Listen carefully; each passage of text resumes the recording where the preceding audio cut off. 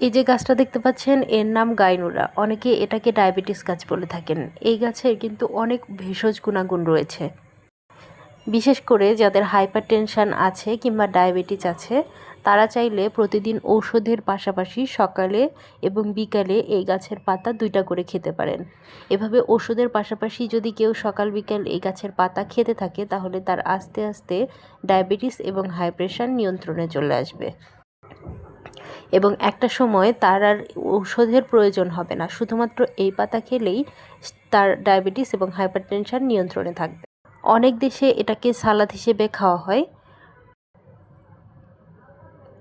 এই ভিডিওতে বলা কোনো তথ্য কারোর জন্য ব্যবস্থাপত্র নহে। আপনি যদি এটাকে ভেষজ হিসেবে গ্রহণ করতে চান তাহলে কোনো ডক্টরের পরামর্শ নিয়ে গ্রহণ করবেন।